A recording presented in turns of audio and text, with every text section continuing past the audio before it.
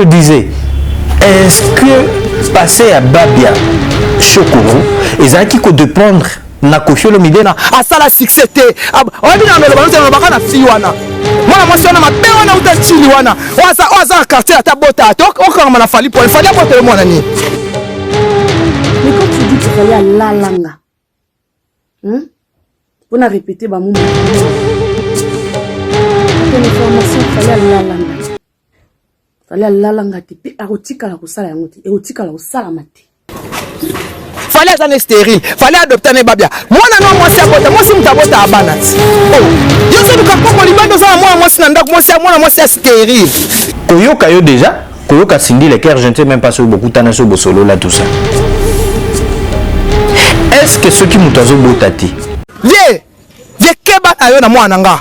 Wa mkolo tika. Bana na mwana moi c'est abota raté stérile wa. Tu wana abota raté. Tu wana ya stérile. Je te l'accorde. Ça, je te l'accorde. Et zo pesangai autorisation. Na banda ko rappeler mutuana ke obota raté. Non mais tu peux dire. De aux autres tika ko bota. Moi la masina. Akola la masina. Moi na kisenso. Fi wana ya salité wana. Est-ce que c'est de cette manière qu'une maman peut réagir? Po ba bengisi mwana na yake ne kokota kuna? Eh moi c'est combat. Oba bambaka mabanga na suka mboko fana yo bombaka ye. Bimisa to bambe mabanga to boma ye to lapi. Po keba ekobana uzokisaka yo moko. Manike, vous avez de preuves na makambo nyonso to oza kize Koffi Olomide. Tindaka yo osala ozo sala yo finga nga po yo ridiculiser nga. Faites attention à vous. Moi si Zana ma kasi Zana ba poli ya komema tout ce que tu es en train de sortir ben santé tout aux obimisa sur nga. Zana ma kasi. Keba na yo moi si. Keba na yo. Ozo na faire na ngata. Tu me connais pas na ebioté. Et non seulement Koffi Olomide qui a un problème avec vous, directement vous vous attaquez à Cindy Lecker, que je ne sais pas s'il y a de guerre entre vous, je ne sais pas, avec de tels propos. Mais vous savez, et Félix Oazé Kwaloba Nanze Monemoko, Alobi, Lolemo Ezali Mbeli Obasi Kisara Noki Nokite. Mutuna mutazana ba objectif na ye. Mutuna mutazana ba priorité na ye. Toka ni sara mingi te ke lokola un tel a réussir na vie te c'est que mutu boyka ne mutu asali. Je ne suis pas là pour défendre Koffi Olomide. Mbote mingi na bandeko na ngatu ya ba Congolais partout bozaleli na opesa binombote. C'est votre humble serviteur Songanzi la cas grave. Partout vous allez lire, meilleur vœu parce que ça continue. Donc moi au Mobimba janvier, ils auront toujours consacré Naba V. Je remercie également la grande équipe d'Nkung Africa parce que nous sommes sur terrain. Ce n'est pas facile, mais on s'efforce quand même d'apporter un plus, de vous fournir les informations fiables. Mais entretien les lois ils allaient un peu moins c'est-à-dire on va essayer un peu d'expliquer aux gens ce que nous devons faire et ce que nous ne devons pas faire. C'est vrai que nous sommes dans un pays démocratique, c'est vrai que nous cherchons tous la liberté d'expression, mais que cette liberté d'expression ne puisse pas déranger aussi la vie des autres. C'est au moins dans cet angle-là partager Nabino. Je sais que vous êtes nombreux en ce net moment en train de nous suivre. Et Boubé, merci d'être là parce que tu es le vrai soldat. Au Banda qui osali, j'ose croire au Rosala toujours. Bandeko, avant na Banda Koloba, toi avant na Kotana Mozindo et Aliso Nabiso Alelo parce que ça ne va pas durer beaucoup de temps.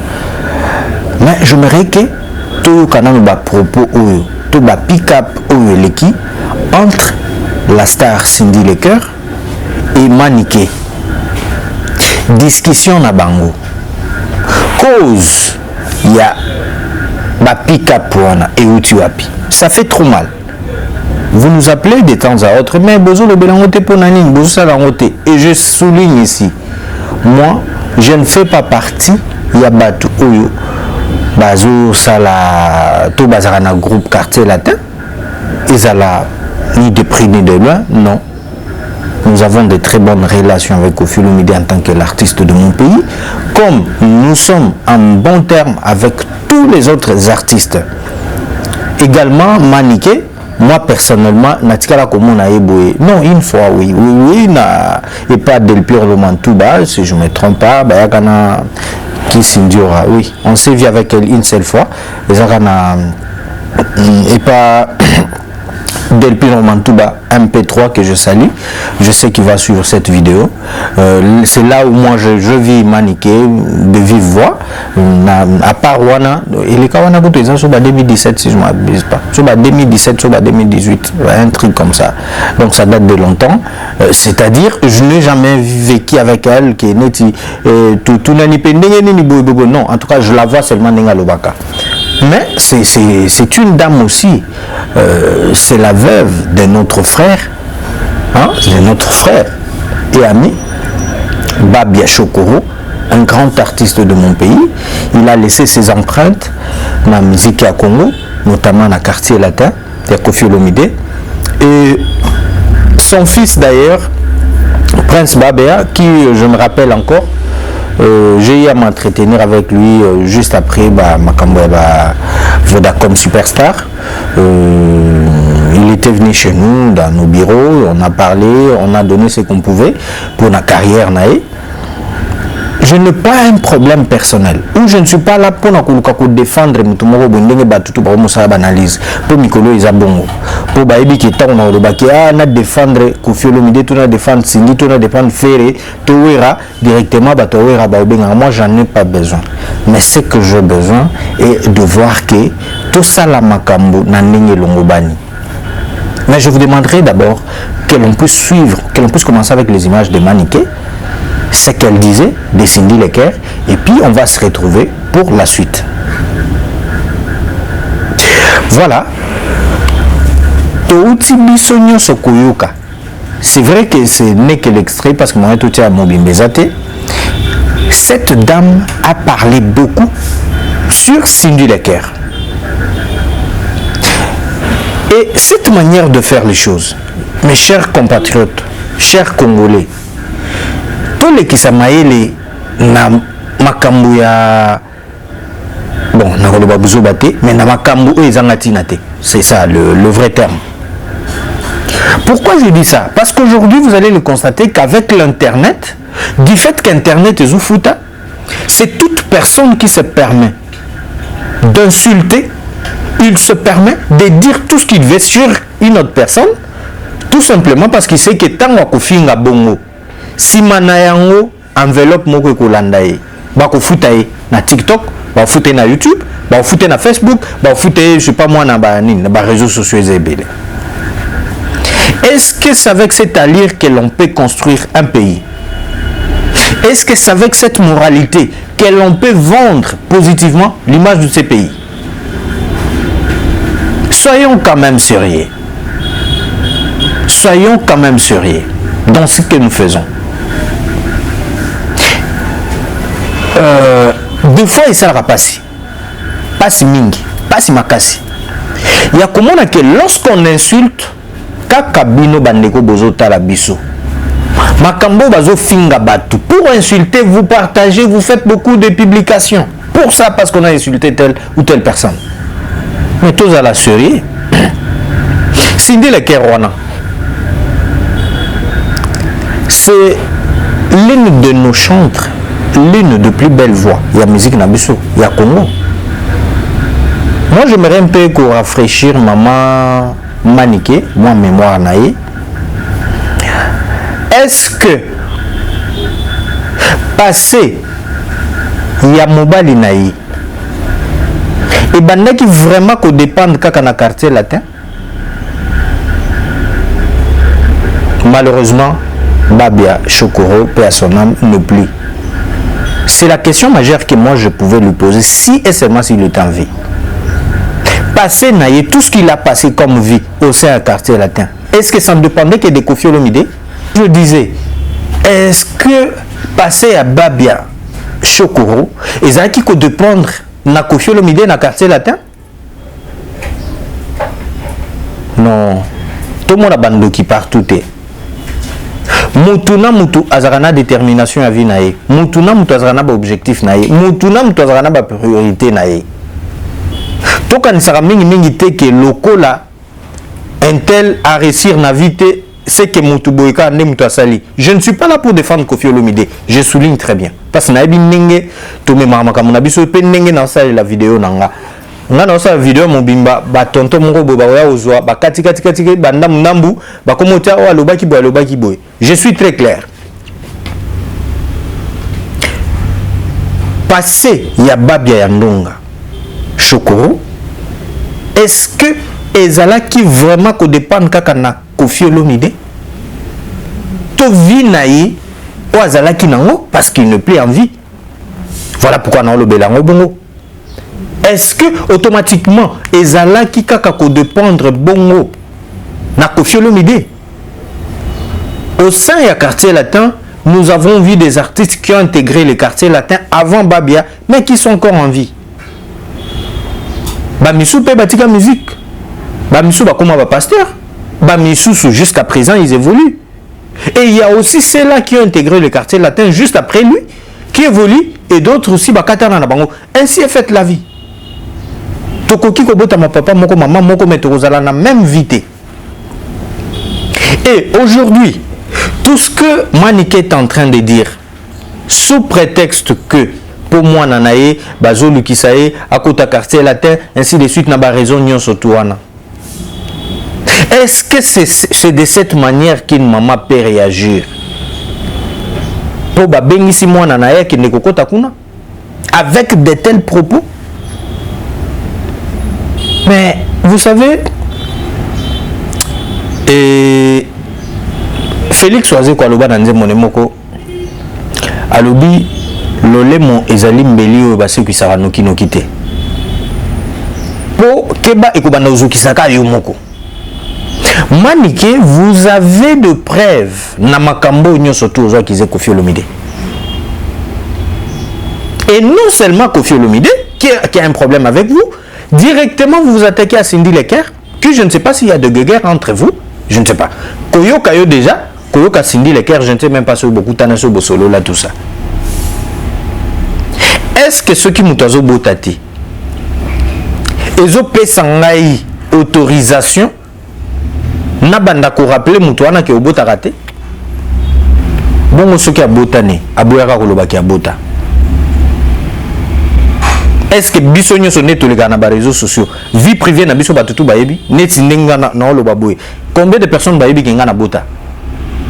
Est-ce que bateau peut bota langa? Bazan na posa ko yeba ki nga na bota to na bota raté to na balate? Apprenons à poser des bonnes questions. Tozo boyate, ba frère analyste, ba sœur analyste, nazoba, nazananga contre ce que vous faites. Mais le problème est que lorsque vous trouvez que awana ozwali pas, mais je veux vous demander ou je vous suggère de chercher à vous former et à vous informer également. Parce que pour na ozoloba, parce que yebi ke sima ya maloba na il y a les gens qui vont s'accrocher, bakota là, bakotia ba like, bakotia ba commentaire, baker ainsi de suite, tu vas gagner l'argent. Merci, tu as gagné l'argent, oui, c'est bien bon. Mais non la vie des autres que tu es en train d'exposer. Tu sais combien aux hommes m'appellent charge, il y a moninga likolo na yo. Aujourd'hui, Cindy Lecker qui se présente, n'a pas instances où ils allaient approprier pour ne pas se plaindre. À l'obi non voilà. On m'accuse de ça, on m'accuse de ça, on m'accuse de ça. Avec preuve à l'appui, il y a ma vidéo. Maniké, on est capable de brandir ma preuve ou na moment on a ce qu'on dit ekoya que kotinda batuba sengela yo ba pardon. Vous êtes une maman, moi je vous respecte. Vraiment, j'ai beaucoup de considération vers votre personne. Moi, si j'ai un problème, il y a qu'à reprocher, je ne sais pas comment crier sur toi. Non, non. Na coupé ça toujours respect en tant que maman, en tant que yaya, en tant que na façon nyoso wana. Mais yo peut apprendre au moins ya koloba avec modération. Non seulement maniquer tout ce qui se passe. Tozo tala ba makambo ya ba guerre, fali pour pas faire rigola. Total ba tonton na biso wana. Ne ba vanda ka o ba vandi koto 3-4 personnes, bazo finga bato bazo finga bato. Est-ce que c'est vraiment ça vous honore? Certainement on le fait. Nazo kota na nini wana te. On le fait pour to kozwa ba vie et après kozwa ba vie. Yo moko peta on vanda na ndako na yo. Wana bana, wana madame no pe azotia ba vidéo wana ta musupe par hasard ata yo zate ozotal. Est-ce que moralité na yo ezapena digne?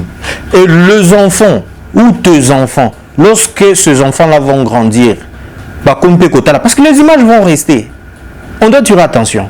Avant il n'y avait pas l'internet. Aujourd'hui avec l'internet, on peut garder même les images donc voire même siècle mobimba. À moins que on va supprimer. Peut-être que supprimer on a pas donné na yo. Penses-tu que tout va supprimer ngo batum supeta msu bazongo ba gérer on a pas donné na bango. Mes frères et sœurs, apprenons à faire des bons choix. Apprenons à poser des bonnes questions avant de passer à l'acte. Ce n'est pas évident parce que j'ai un problème avec Kabossé, parce que j'ai un problème avec, je ne sais pas moi, Héritier Watanabe, ou j'ai un problème avec Fali Poupa, que je passe na ba réseaux sociaux, ba tielinga caméra kabo na bandimba moko vilpande Fali Poupa. Oh Fali wana ke alobi ke akenda boy parce que to ko apema solo muso eza na batum soka posenga no pe artiste interview hein. Artiste abi que non ba ta na zane na tante et comme na opérando. La plupart ya batonto belé ba koma ba oh nga na koma na nga mutu ya nani nga ko mingi ba raison na bango ngwana. Mais nous sommes à la télé, ça peut aussi arriver que j'appelle quelqu'un de venir à mon émission à une épée contre-temps. Je ne peux pas l'en vouloir. C'est parce qu'il n'a pas eu le temps. Ce qui est normal. Batika là qu'on invite qu'il ne peut quelque part aux yeux contre-temps. Bon, tu vois que tonton a colo fait, tout tantino a colo fait, il est pas mbalamoko à fâcher les. Apprenons à poser des bonnes questions et apprenons à prendre de bonnes décisions. Ça fait très mal même de voir que tout le monde n'a mingi pe bato ba finga ka wana mingi bazala kaka na sima ba leader wana biso kutu pas na biso pas leader nani natanga leader nani ah pas na biso et pas leader et boube na leader nani na leader marina bango mi balé bazana ba guerre au mona batu ya ebube bazo se permettre kapo banda ko finga non seulement finga ta ebube ba oyemba te oyemba ba contre-temps ozana monotonie ozana boy oui ça c'est limite mais tu vas aller jusqu'à toucher sa vie privée yokuto botarate papa maman soki sikoyo tantine oyo lobi abotarate alobi na aya yo botisa e oko bimisa ba prévent netika boye sindi le cœur alobi donc tout ce qu'on m'accuse j'accepte mais bimi c'est la preuve il y a que nga sindi le cœur na bima na Fali Poupa oh Fali Poupa kufate hein Fali Poupa zali hein Fali Poupa ye abimi na lobi ki nga makambo wana na ebi ngote sindi le cœur na ebi ka le roi petite sœur le roi ba petite sœur bien surtout et s'il y a rien. Parce que tout confondre, il y a des photos, hein, il y a une photo qui circule là, où Fali Poupa nani, papa, il faut te yeba, toi batou. Sindi le cœur bien que Coco Tanaï na quartier latin peut-être, où est belé bazou chance à yeba, mais avant le quartier latin, Sindi le cœur a existé. Elle était déjà dans le monde de la musique, a travaillé déjà dans le grand nom de la musique. Être prêt à cool matopé, ça qui peut faciliter. Bon, moi, un concert ébélé à cette époque-là, même, Meka, nous, frère Carlito, Bazala qui toujours permet d'ascender les cœurs. Mais en tout cas, c'est une diva, on doit la protéger. C'est une étoile de notre musique. Est-ce qu'ils allaient à cause de l'Internet, parce que l'Internet, ça paye, que l'on doit se permettre à Kofinga Batumsus? Ou c'est parce qu'on t'a appelé, sur moi, quelque chose, le bien que Kendo Finga Intel, Kendo, le confusion à la place. Non, non. Regardons les autres. Regardons moins les autres. Hein? kende na Gabon oyo ka ba créole banani wana oui baza influenceur na bango kuna bazo sa makam na bango mais tu vas voir que ezo kende na d'unité moko boye mais na ndenge biso to tenge misangote kende na Côte d'Ivoire il y a des confusions il y a de baises oyo bima chaque semaine mais okomona te que ezo kende na façon ezo kende pas na biso to kende na terre à terre so na rolo bapena na lingala moko ene to kende na buzoba mingi est-ce que c'est cet allure oyo il faut bisoper te présenter Congo dans le monde. Ce qui est plus grave encore, même dans la politique, on constate ça. Parce que tu es tout près d'un 2G qui il a des problèmes avec un député, ou je ne sais pas, il a un problème avec un ministre. Bah, comme il continue d'ailleurs, quoi, moi, n'habitinda, kende ofinga, un tel. Mais tu oublies que ce 2G-là, il travaille pour le pays. Azo gérer société nationale, yambo kanabiso. Mais yozo kende ofinga e. Pour tant que ndaka osengi audience okutana ya lobi na ke non mikolo azo yambate et comme en opérando même na ba parti politique na biso mona ba tonto mo batema na moi sans été boy so ba ke pas ministre mo boy ministre wana ebisi bango no ayambi bango te mbala moko babandi tirer sur mutwana non ce n'est pas des choses qu'il faut soutenir fort malheureusement ce qui ndenge to lo baboye tozo senga na bandeko na biso toujours conscientiser na Congolais tellement la plupart messages na biso vous allez bien capté. Tu ne verras pas beaucoup de likes comme bateau bazo finga. Mais lorsque vous insultez, là c'est partout. Et vous kende à partager les et yo kandenga lobi na yeke no ya zala na nini ya otengama. Ya zala na nini ya nini ya babulbul. En tout cas, vraiment là c'est tout le monde qui a besoin d'entendre ça. Est-ce que c'est voix congolais lelo bilei azana ngo posa ya ngwana? Cerveau ya biso ba congolais lelo toi na posa pena bilei wana chers congolais de partout dans le monde entier tout partager vidéo au maximum et tout s'abonner na chaîne na biso Kunga Africa et c'est la seule façon de nous soutenir nous sommes là pour na kusala ke makambo na biso ezala ya biso toyeba comment on gère nos conflits. Les conflits est inhérent dans la vie d'une personne. On aura toujours des conflits, on aura des incompréhensions, on aura des problèmes. Ça, c'est normal, c'est ça la vie. Mais problème, objectif ni toujours à nango. Est-ce que je le fais tout simplement pour nuire sa carrière ou je le fais parce que le quoi ngana monique bon nga il faut na zo eloko bona ko kana osomba ngote bon il faut na ko makamuta mafinga baze belé batonto wana. Mais ce qui est au tourné, tina ya mopanzi sango. Pour son habit journaliste, c'est un moins compliqué. Tina ya mopanzi sango ezali nini. Akoye bisayote. Tina ya sango to ya information ezalaka nini na vie ya moto. Akopé sur réponse te. Mais tellement que noko to sur la Nixon boutique que je salue, Nixon boutique, je te salue. Kepa Nixon boutique tamsu Nixon boutique asunge ka lobino na sunga frère nanga mbala moko akangisa sali mo eloko mo boy to la muso bengi ne moi nini asali sali non mais nous avons des grands noms na mboka na biso ke ba permettre ba biloko anate Kilelo na remerciaka jusqu'à présent Willy Moucheni parmi ba mécènes mboka na biso l'homme le plus chanté Willy Moucheni. On n'a jamais été qu'à soutenir les jeunes pour nuire mutum susu. Non. Au comment on a ngoté Abed Achour. Au comment on a été na Babilo Kwana. Hein? Abed Achour. Donc, mutumo mystique. Mais au moins a été. Mais il peut aussi le faire. Pourquoi il ne le fait pas? Pourquoi il ne le fait pas? Parce que à cause de nini soki lelo au fingi intel pour naï. Na bosani pété na Pointe Noire les grands moyens. RO président Raoul Ominga. Hein? Il faut tous à la ceux qui se causent entouré na ba grand homme nengewana. Ndé na tangi Willy Moucheni, Abed Achour, Laurent Sokoko. RO les grands moyens. Ah, Viona mystique. Okozana taswa ofinga na ndeni okofinga pendenge nini obandana ndeni. Si tu lancer campagne, si et seulement si Congolais, nous avons besoin de la valeur. Campagne moko tozo lancé, ezali à désactiver, ko se désabonner na ba chaîne ya batu nyonso tout bazo finga batu. Na batu tout bazo créer ba fake news. Na batu tout baza na mitema mabe contre batu misusu. Congolais azana poussa ya oya motuya. Ozo faire revenir, ozali ko faire réveiller boanya na ye.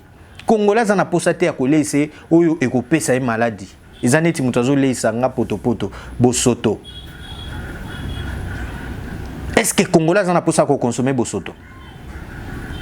Ozo finga mama ya moninga mama ya nani ya nini na yo. Yo moko petango vanda tana ndako na yo otali ba image no wana.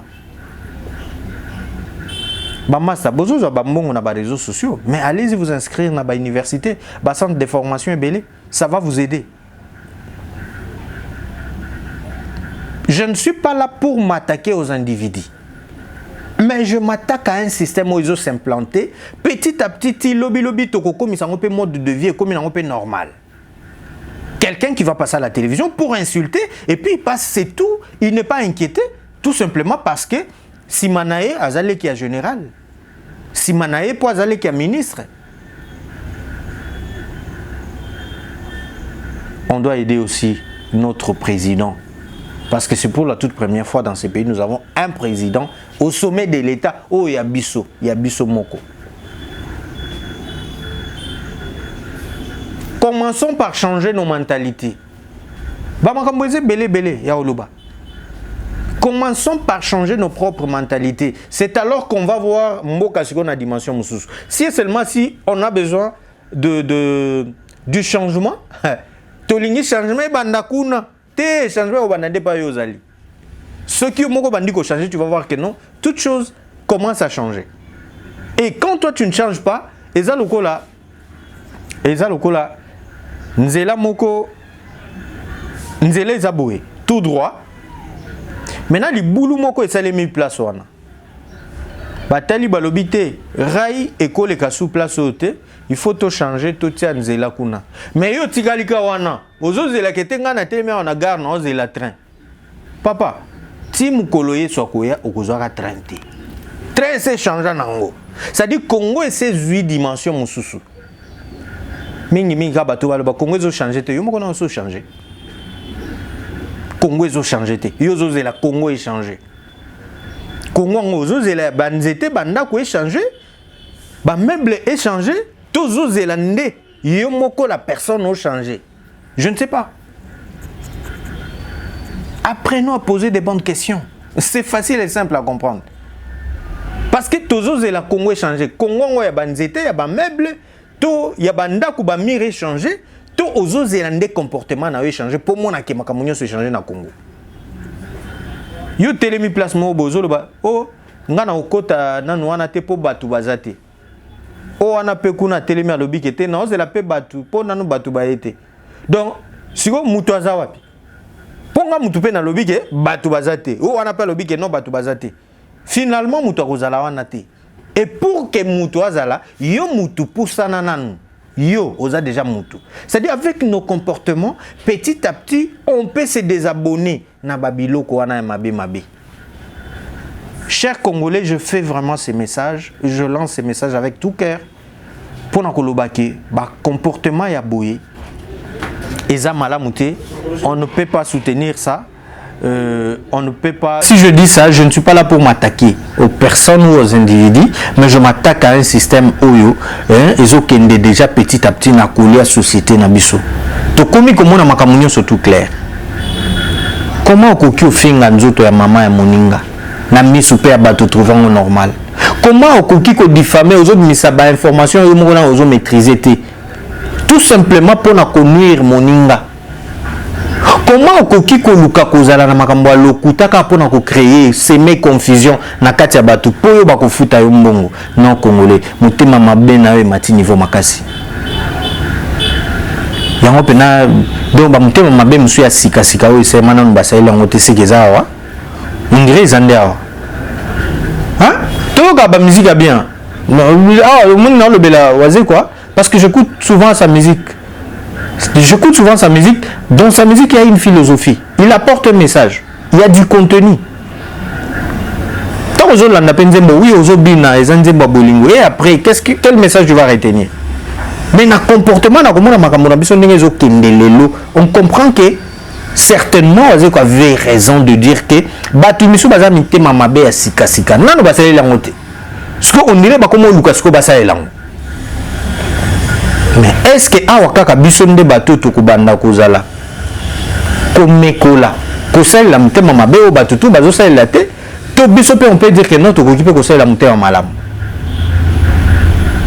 C'était ça le message essentiel qui, je crois, Boyoki Cindy les cœurs, Boyoki Maniké, la question-réponse na bango, ou Nengezalaki, et Sali Penza Malamouté. Et Sali Penza Malamouté, je vais vraiment interpeller Bande Konanga, surtout Basara Banalise, Toye Bakusa Banalise pour na Malamu, oui, Bakufuta Biso Mbongo, mais Mbongo Tokulia Ezalate, Nabomi Moutou, parce que Kobomezaka Kozwa Mundu Kobeti Moningate, Tokozwa Mbele Chubete. Quand tu es en train de faire circuler des fausses informations sur la personne, ils allaient payer une façon à Robomaye. Donc, apprenons vraiment à vous en monter ma malam. Message oyo, si biso ba congolais, toi na posa ya changement, toi na posa, tout le monde a ramené, tout le monde a échangé, te faire véhiculango, te meka kosale lango, ça va être un plaisir. Un numéro est affiché là. Si vous avez des suggestions, n'hésitez pas. Nous avons également aussi besoin de partenaires. Bisous au travail l'année normale. Nixon Boutique, nous avons besoin de toi. Nous avons besoin de tout le monde, en tout cas pour la promotion et la produit des services Nabino. Et également, nous disons un grand merci à notre partenaire, Madame Jetoumeta de Londres, des longues jambes. À très bientôt déjà aux Alahawa. Sans oublier la fille, très jolie fille qui est ici. Marina, merci beaucoup. Moukousé Atalo. Merci beaucoup à toi, merci à Eboubé, merci Nabande Konangagno surtout, Yankoum Africa. Nous sommes là, c'était en fait ça le message que nous avions préparé aujourd'hui. Et je vais vous retrouver à très bientôt surtout pour d'autres sujets. On va en parler. Au revoir.